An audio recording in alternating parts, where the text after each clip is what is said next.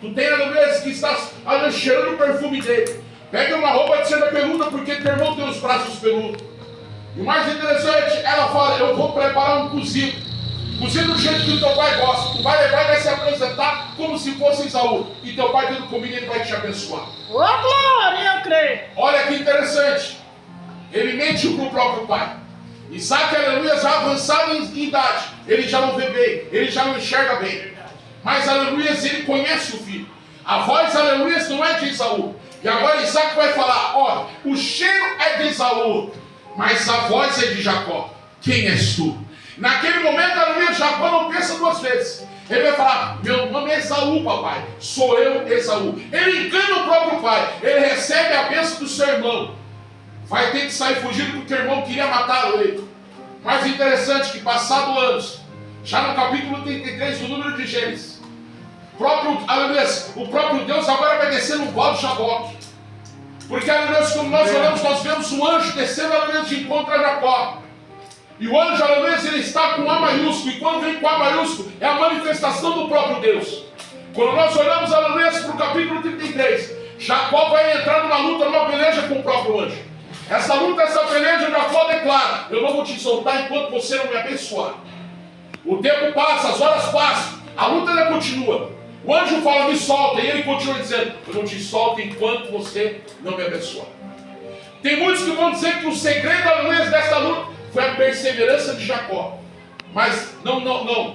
Na verdade, o segredo dessa luta é a resposta que Jacó vai dar para o anjo. Que resposta é essa? É que o anjo, em determinado momento, já vendo a alva subindo, já vendo o sol chegando, ele vai virar para Jacó e falar assim, qual o teu nome? Alguns capítulos antes, o próprio pai havia perguntado para ele, qual o seu nome? Ele falou, Esaú. Mas agora para o anjo, quando o anjo pergunta qual o teu nome, ele fala, eu sou Jacó. Quando ele fala, eu sou Jacó, ele está declarando com a boca dele, eu sou mentiroso, eu sou usurpador, eu sou enganador. Eu sou aquele, aleluia, que enganou minha família, que enganou meu irmão, que enganou meu pai, que roubou meu irmão, que enganou meu pai. Ele declara para o anjo, quem, aleluia, ele verdadeiramente ele é. É aquele que confessa o seu pecado e deixa. Eu vou repetir, aquele que confessa o seu pecado e deixa. O anjo vai virar para ele e falar assim, a partir de hoje, não se chamará mais Jacó, mas se chamarás Israel, porque lutastes com Deus e prevaleceste. Ah, pastor, eu não entendi. Mas pelo glória a Deus que os irmãos deram aqui, eu vou explicar. Deus vai mudar o nome de alguém nesta noite. E mudar o nome, aleluia, não é de João, aleluia, não é de Maria para Isabel, não. Vou mudar o nome, é mudar a história, mudar a realidade, mudar o momento. Eu creio. Interessante, aleluia, que havia uma promessa liberada. Eu creio. E essa promessa, aleluia, vai começar a se cumprir não com Jacó, mas aleluia, com um dos seus filhos de nome José. Tu conhece a história de José? É aquele que teve dois sonhos que Deus lhe entregou para ele. É aquele, aleluia, que recebeu uma túnica talada, uma túnica que só reis e autoridades recebiam. Haja vista também ela era colorida. Os seus irmãos roeram de inveja. Os sonhos, aleluia, enfureceram os seus irmãos. Ele vai ser lançado numa cisterna. Vão pensar em matar, mas vão acabar vendendo. Vai parar na casa de Potifar e depois vai parar na prisão. Mas o mais interessante, da prisão vira governador de Israel. Aleluia! Não tenho tempo para entrar dentro da história de José. José, o mais interessante é que agora ele vai se encontrar com seus irmãos e ele vai liberar o perdão. Aleluia! Vai doer um pouquinho, mas é para cá. Meu Deus, fala mesmo. Não adianta eu ficar dando paz do Senhor pro meu irmão da direita, paz do Senhor é pro meu irmão da esquerda. Não adianta nada eu andar com a Bíblia debaixo do braço o dia inteiro. Se dentro da minha casa eu não falo com o meu irmão, dentro da minha casa eu não falo com a minha irmã, dentro da minha casa eu não falo com o filho meu, dentro da minha casa não adianta nada eu ficar dentro da igreja, paz do Senhor, aleluia, sou glória. Se lá fora eu baixo a cabeça para não cumprimentar, lá fora eu atravesso a rua para não. Eita, Jesus! Glória! Fala mesmo, Jesus! Fala! Glória! Sabe qual é o interessante? É que se nós não formos orar para a Bíblia, a pergunta é, Senhor, quantas vezes eu devo perdoar? Eita, Deus! É forte, Jesus! Falaram aqui 70 vezes, mas é por dia? Entenda que eu vou lhe dizer rapidamente. Quando eu vou para o salmista, eu venho aprender que o salmista vai dizer que a vida do ser humano, ela dura em média 70 anos.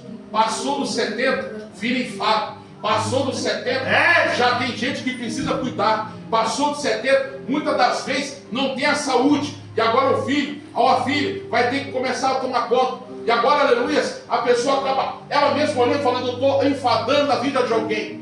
E entendo, tem muitos que passam com 70 com muita saúde, chega até os 100 anos com 100 anos de saúde. Mas tem gente que passou dos 70, já começa, aleluia, a ter muitos problemas de saúde. Então, segundo a Bíblia, a vida do ser humano dura em média 70 anos. Quando Cristo fala 70, ele está dizendo durante uma vida inteira. Ô, glória! 70 vezes 7. 7 é o número de dias que nós temos uma semana. É Cristo ensinando durante uma vida inteira. Todos os dias você tem que liberar o perdão. Eu vou repetir para ver se você pegou. Durante uma vida inteira, todos os dias você tem que liberar o perdão para o teu irmão. Sabe qual é o mais interessante?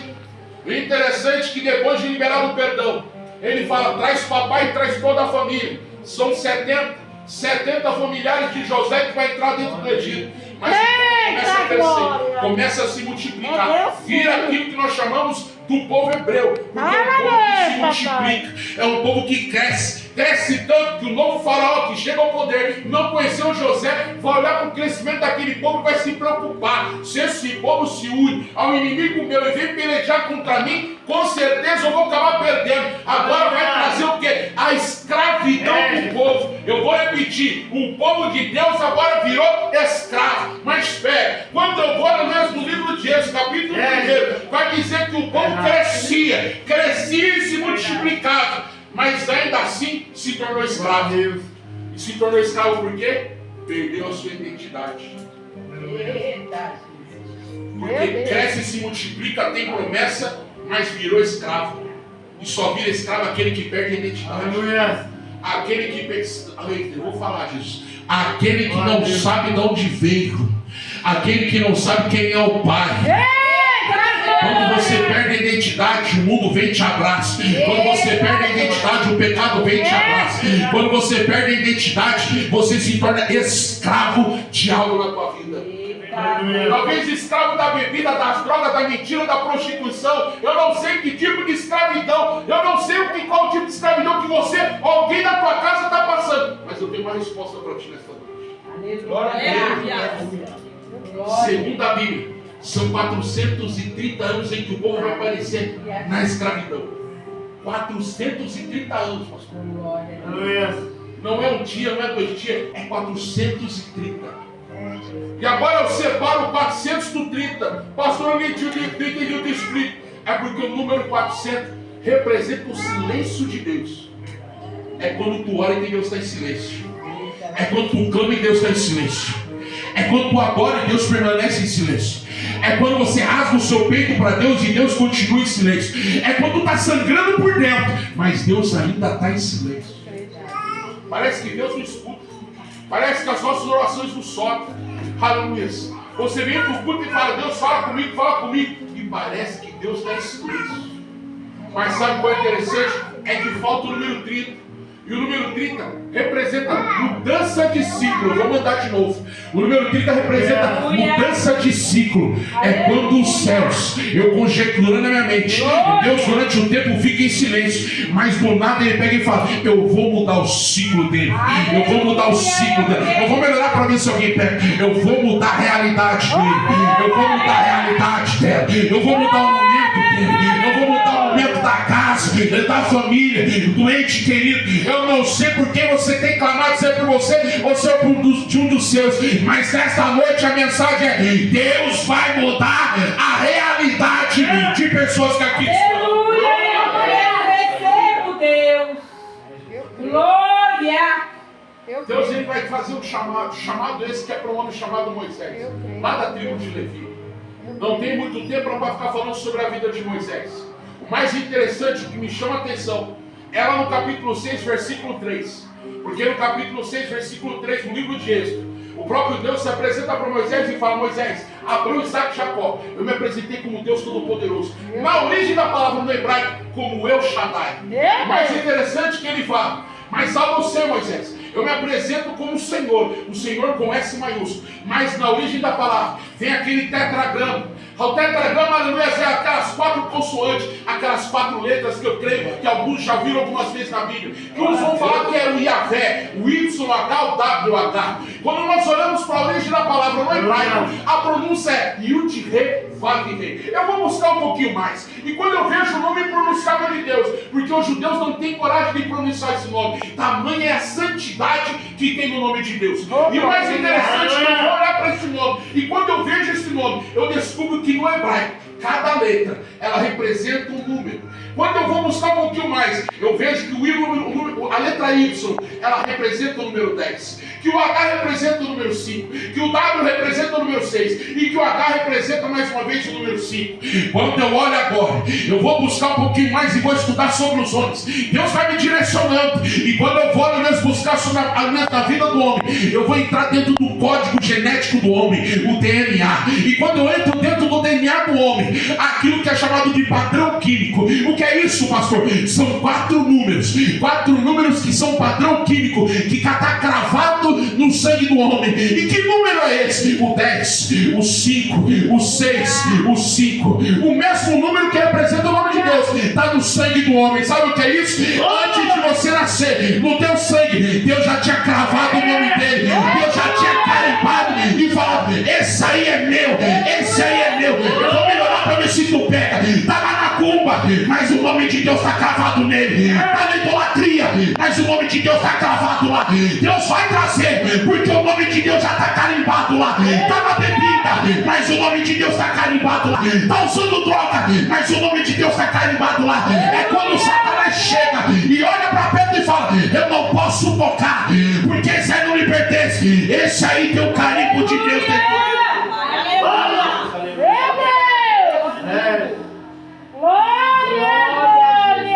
Eu gosto de buscar a tradução do nome. Eu vou buscar a tradução do nome. O Y, que você pronuncia em Yud, ele significa prego. O H, que você pronuncia o Re, ele significa lembrar. Aleluia. O W, o Vav, ele, aleluia, significa mão. E o H, mais uma vez, o Re, ele significa lembrar. O hebraico, você faz a leitura, aleluia, é o inverso do nosso. Nós lemos, aleluia, de trás para frente. Lá você vai ver da frente para trás. A pronúncia, quando você vai ver o nome de Deus, o Yud, Re, Vav, Re, a pronúncia no hebraico significa lembrar da mão, lembrar do prego. Eu vou repetir de novo: lembrar da mão, lembrar do prego. Eu vou melhorar para ver se alguém pega. Está triste? Lembra da mão, lembra do prego. Está desanimado? Lembra da mão, lembra do prego. Quer retroceder? Lembra da mão, lembra do prego. Quer parar? Lembra da mão, lembra do prego. Não quer ir para a igreja hoje? Lembra da mão, lembra do prego. Está no vento contrário? Lembra da mão, lembra do prego. Está na prova, está na luta? Lembra da mão, lembra do prego. Deus, aleluia. É forte, meu Sabe o que me Deus. chama a atenção? É que Deus vai mandar 10 pragas. Jesus. 10 pragas para libertar aquele povo. Dentre as quais, eu não vou enfatizar as 9 primeiro, eu vou para a última. E quando eu vou para a última, Deus ele chega no capítulo 12. E a instrução ele vai dar para Moisés agora. Moisés, a partir de hoje, vocês vão começar a comemorar a Páscoa. Preste bem atenção. Quando nós olhamos para a palavra Páscoa, ela se pronuncia no hebraico Pesach. E a palavra Pesach significa passagem. Passagem do quê? Da terra da escravidão para a terra que emana leite e mel. Glória. Vou repetir, o povo está na escravidão. Mas a passagem é da onde? Da terra da escravidão para a terra que emana leite e mel. O significado da Páscoa é esse. Quando eu falo da Páscoa, eu não estou falando de coelhinho, eu falo de cordeiro. Eu não falo de ovo de chocolate, eu falo de sangue. Aleluia. Tu vai entender o que é a Páscoa de verdade. Mas é interessante que agora Deus ele dá instruções. Moisés, está na Bíblia, Êxodo capítulo 12. No 10º dia do mês, tu vai pegar um cordeiro. Esse cordeiro tem que ser macho. Cordeiro só pode ter 1 ano de idade. Esse cordeiro vai ficar 4 dias. 4 dias sendo analisado. Está olhando para o cordeiro e vendo: será que tem uma mancha? Será que tem um defeito? Aleluia. Quando tu olha para o cordeiro, tu vai procurar, aleluia, se tem algo que desabou no cordeiro. Porque segundo a Bíblia, no 14º dia, 4 dias depois, vai ser cortada a sua jugular. E ele vai ser sacrificado. E o sangue daquele cordeiro, já vou te explicar para que vai ser usado. Mas olha que interessante. Quando nós olhamos para o cordeiro no Velho Testamento, ele tipifica, pastor, o que tipifica representa. Ele representa o próprio Cristo. Aleluia. Se o cordeiro representa Cristo no Velho Testamento, o sangue do cordeiro representa o sangue de Cristo. Agora fique comigo. Quando eu vou, aleluia, no Novo Testamento, eu vejo Cristo sendo entregue na mão de Pilatos através de um beijinho, o beijinho da traição. Mas Cristo, ele não é sacrificado logo de cara. Ele permanece 4 dias. Papai! 4 dias sendo analisado pelos saduceus e os herodianos. 4 dias que vão olhar para Jesus e tentar achar uma falha, um defeito, um pecado, uma mancha. Passado 4 dias, o próprio Pilatos vai falar: não há nada que desabone esse homem, é o Cordeiro perfeito. Agora, segundo a Bíblia, esse capítulo 12, na hora 9, às 3 horas da tarde, o Cordeiro tem que ser sacrificado. Quando eu vou no Novo Testamento, na hora 9, às 3 horas da tarde, Jesus libera a última palavra: está consumado. Glória a Deus. Glória a Deus. Estou sentindo uma graça. Aleluia! Estou sentindo uma graça. Glória a Deus. A palavra graça, aleluia, no grego, tetelestai. A palavra tetelestai significa está consumado e está pago. Ô pastor, eu não entendi. Eu te explico. É um costume judeu da época. Naquela época, quando alguém numa mercearia pagava, aleluia, aquilo que comprava e falava tetelestai, está pago, aleluia. Ele virava e falava, aleluia, quando comprava alguma coisa, ele falava tetelestai, está pago. Quando Jesus Cristo morre naquela cruz, eu conjecturando na minha mente, Satanás de canto, porque Satanás é aquele que vai o que mordeu com a carne de Cristo, mas Cristo vai olhar para ele e falar: tetelestai, Satanás, está pago, está pago, está pago. O pecado dele, o pecado dela, está pago. Quem era no passado, o que ele fazia no passado, antes de me conhecer, está pago.